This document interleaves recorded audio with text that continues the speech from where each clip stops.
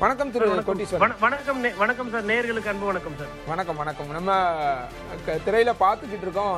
2016க்கு பிறகு 2016ல இருந்து ஒரு நீண்டகால வெற்றி கூட்டணியா பயணித்து வந்த காங்கிரஸ் கட்சி வந்து இப்ப அங்கிருந்து கூட்டணியை முறித்துக்கொண்டு திமுகவுடனான கூட்டணியை முறித்துக்கொண்டு தமிழக வெற்றி கழகத்தோடு இணைந்திருக்கிறது. உங்களுடைய பார்வை, முதல் கட்ட பார்வை?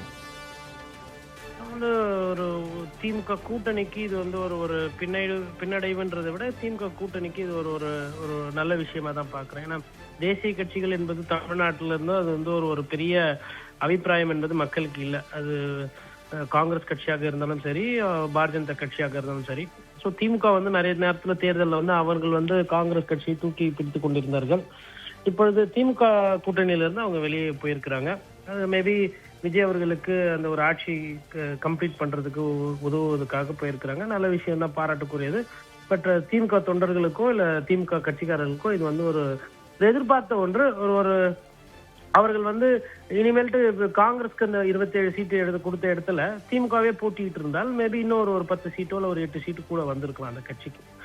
அப்படி பார்க்கும்போது உள்ளாட்சியில வந்து இனிமேல்ட்டு வந்து அவர்கள் கட்சிக்காரர்களுக்கு நிறைய சீட்டு கிடைக்கும். இதுல வந்து வருத்தப்படுவதற்கு திமுக ஒன்றும் இது ஒரு சந்தோஷமான விஷயம் தான் திமுக. இது எதிர்பார்க்கப்பட்ட முடிவு தான் இல்லையா? ஆமாமா, இதுல எந்த ஷாக்கும் இல்லை. ஏன்னா வந்து அந்த கூட்டணி என்பது முரண் வந்து ஒரு 3-4 மாசமா இருந்தது. அப்பொழுதே அவர்கள் அந்த எண்ணோட்டத்தை வந்து வெளிப்படுத்தியிருந்தாங்க. அதை வந்து இன்னைக்கு செயல்படுத்தியிருக்கிறாங்க. இந்த கூட்டணிக்கு போஸ்ட்போல் எலெக்ஷன்ல காங்கிரஸ் வந்து போகும் அப்படின்றது எதிர்பார்த்த ஒன்றுதான். காங்கிரஸ் வந்து அவர்கள் வேலையை கச்சிதமாக செய்திருக்கிறார்கள். இப்ப தமிழக வெற்றி கழகம் ஒரு அபரிமிதமான வெற்றியை ஒட்டுமொத்தமா அந்த அரசியலையே புரட்டி போட்டுருச்சு. அபரிமிதமான வெற்றி, 108 இடங்கள்ல ஒரு முதல் தேர்தலிலேயே இத்தனை இடங்களை பிடிச்சிருக்காங்க அப்படின்றத நீங்க எப்படி பாக்குறீங்க? இல்ல, அது ஒரு நல்ல ஒரு ரிசல்ட் தான். தாவேகாக்கு வந்து யாரும் எதிர்பாராத ஒரு வெற்றி.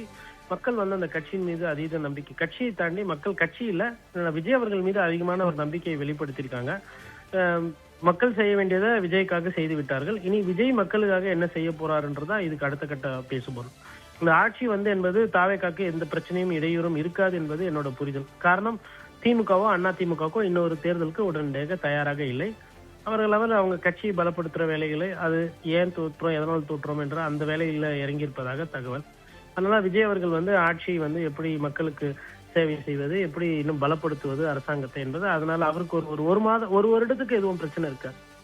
அவர் எப்படி ஆட்சியை எடுத்து செல்ல போகிறார் அப்படின்றத பொறுத்து அந்த நிறைய சவால்கள், நிறைய பிரச்சனைகள் அவருக்கு காத்திருக்கிறது. அவர் எவ்வாறு செயல்படுகிறார், அவர் ஒரு முதல்வராக தன்னை எப்படி மெருகேற்ற போகிறார் என்பதெல்லாம் இனிமேல் பார்க்க வேண்டியது இருக்கும்.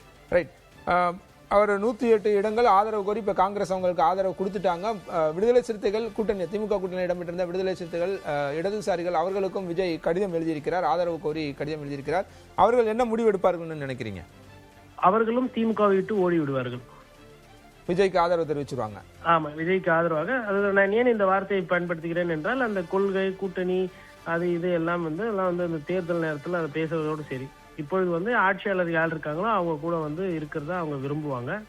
அவங்களுக்கு மேபி பதவி எதனா விஜய் தருவாரா இல்ல அமைச்சரவையில பங்கு கொடுப்பாரான்னு தெரியல. காங்கிரஸ் அதை எதிர்பார்த்து காத்து கொண்டிருந்தது, ஆட்சியில் அதிகாரத்துல பங்கு. ஒருவேளை இவர்கள் எப்படி போவாங்கன்றது எனக்கு தெரியவில்லை. ஆனா நான் என்ன நினைக்கிறேன்னா, மேக்சிமம் இவர்களும் வந்து காங்கிரசுடன் செல்வதற்கு உண்டான வாய்ப்புகள் அதிகமாக இருக்கிற மாதிரி தான் நான் பார்க்கிறேன். இத்தனை நாளும் கூட்டணியோடு பயணித்த, திமுகவோட கூட்டணியோடு பயணித்த இந்த கட்சிகள் அவர்களுக்கு ஆதரவாக கூட இருக்க மாட்டாங்களா? இல்ல சார், அதாவது நீங்க கூட்டணி தாவேகா கூட வச்சுட்டு அதுக்கப்புறம் எதுக்கு திமுகவோட ஆதரவா இருக்கும்? திமுக இனிமேல் எதிர்கட்சி, எதிர் வரிசையில உட்கார்ந்து அரசியல் செய்யணும். இவர்கள் அந்த சைட்ல அவங்க இல்ல நான் கேட்கிற விடுதலை சிறுத்தைகள் கட்சியெல்லாம் கொள்கை சார்ந்து பேசிட்டு இருந்தாங்க. இது கொள்கை கூட்டணி, இன்டாக்ட் கூட்டணி அப்படின்னு இவ்வளவு நாட்கள் சொல்லிட்டு இருந்த மற்ற கட்சிகள் இந்த நேரத்துல இது ஒரு இக்கட்டான சூழல் அப்படின்னும் போது திமுகவோட கூட இருந்து அவங்களுக்கு உறுதுணையா இருக்க மாட்டாங்களான்னு கேட்கிறேன். இல்ல சார், இந்த கொள்கை, இந்த கூட்டணி அப்படின்றதெல்லாம் வந்து என்னைக்கு ஓட்டு எண்ணி முடிக்கும் போது விசில் சத்தம் அதிகமாக கேட்டு விட்டதோ அப்பயே முடிஞ்சு போச்சு. கொஞ்சம் யதார்த்தத்துக்கு வரணும். மக்கள் வந்து இந்த கொள்கை பேசுறவங்க, இந்த கூட்டணி இதெல்லாம் பார்க்கல. இந்த தேர்தலில் வந்து தாவேகா வெற்றி பெற வேண்டும் என்றுதான் பார்த்தார்கள். இனிமேல்ட்டும் வந்து மதவாத சக்தி, சிறுபான்மையினர் நலன் அப்படி இப்படின்லாம் அங்க பேசுறதுக்கு ஒண்ணுமே கிடையாது. சிறுபான்மை பெரும்பான்மை எல்லாம் சேர்ந்து மொத்தமா ஓட்டு போட்டாங்க விஜய்க்கு.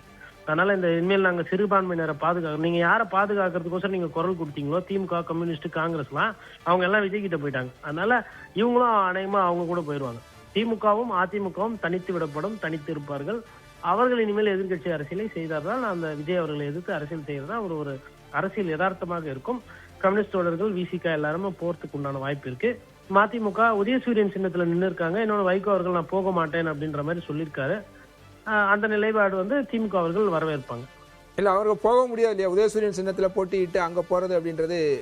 சரி, ஒருவேளை ராஜினாமா பண்ணிவிட்டால் ராஜினாமா செய்தா அவங்களுக்கு ஒரு பக்கபலமா இருக்கலாம். ஒண்ணு மற்றொரு ராஜினாமா பண்ணிட்டாவே வந்து உங்களுக்கு சட்டமன்றத்துல வந்து நம்பிக்கையில்லா தீர்மானத்துக்கு அது டபுள் ஹெல்ப் பண்ணும். 2 சட்டமன்ற உறுப்பினர்கள் குறையும் போது அந்த மெஜாரிட்டி ப்ரூவ் பண்ற நம்பர் இன்னும் கணிசமா குறையும். அதுவும் ஒரு வகையான உதவி கூட பண்ணலாம். பட் அவங்க அதற்கு தயாரா இருக்கிற மாதிரி எனக்கு தெரியவில்லை. மறுபுறம் அதிமுக எம்எல்ஏக்கள் கூட்டம் ஒன்று நடந்துகிட்டு இருக்கு. அவர்கள் வந்து என்ன முடிவெடுப்பாங்க? இதுவரைக்கும் அவர்களிடம் ஆதரவு கோரி விஜய் கேட்டதாக அதிகாரப்பூர்வ தகவல்கள் எதுவும் இல்லை என்றாலும் கூட தகவல்களாக சொல்லப்படுகிறது அவங்க பேச்சுவார்த்தை நடந்தது வச்சேன்னு சொல்றாங்க. அங்க என்ன சூழல்? அங்க வந்து அநேகமா அவங்க வந்து வெளியில இருந்து ஒரு ஆதரவு கொடுக்கலாம். ஏன்னா விஜய் அவர்கள் வந்து அவரு எப்பயுமே ஆளை வைத்து தான் பேசுவார். அவரு டைரக்டா பேச மாட்டாருன்ற மாதிரி ஒரு பிரச்சனை. அந்த மாதிரி எதிர்கட்சி தலைவர் எடப்பாடி பழனிசாமி அவங்க கூப்பிட்டா கொடுக்கலான்ற அந்த ஒரு மனநிலையில தான் இருப்பாங்க.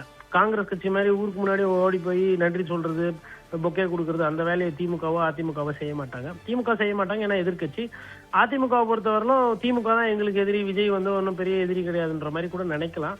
பட் அதனால குறைந்தபட்சம் அந்த ஒரு நாகரிகம் அந்த இதெல்லாம் எதிர்பார்ப்பாங்க. அதனால மேபி கூட்டணிக்கு வெளியில இருந்து மேபி சப்போர்ட் பண்ணலாம். இல்ல திமுக எதிர்ப்பு அப்படின்ற ஒற்றை புள்ளியில தாவேகாவுக்கு ஆதரவு அளிக்கிறதோ அல்லது அமைச்சரவையில் இடம்பெறதோ அதுக்கான வாய்ப்புகள் இல்லையா? வெளியில இருந்து ஆதரவுன்றது ஒரு பார்வை, ஒரு ஆப்ஷனா வச்சுக்கிட்டா கூட இன்னொரு ஆப்ஷன் அவங்க அமைச்சரவை நீண்ட காலமாக அமைச்சரவையிலயோ இதுலயோ இல்ல. ஏன்னா கடந்த 5 ஆண்டு காலம் எதிர்கட்சியா தான் இருந்தாங்க. இல்லைங்க, இப்ப இதுல வந்து இதற்கு பிறகு வந்து விஜய் என்ன முடிவு பண்றாருன்றதுதான் முக்கியம். விஜய் பங்கு கொடுப்பாரா இல்ல விஜய் எப்படி பாக்குறாரு, அவரு தரப்புல என்ன நடக்குதுன்றதே வெளியில தெரியாம இருக்கு இல்லையா? இப்போ காங்கிரஸ்காரர்கள் வெளியில வந்து எதனா சொன்னா தெரியும் என்ன பேசினாரு கொண்டாருன்னு. இல்லைன்னா நமக்கு அதுவும் தெரியாது.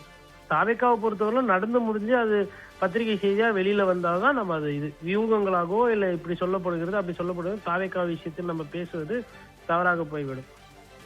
ரைட், உங்க வருகைக்கும் கருத்து போய்க்கும் நன்றி திரு கோட்டீஸ்வரன். நீண்ட விவரம் கொடுத்தீங்க. நன்றி. நன்றி.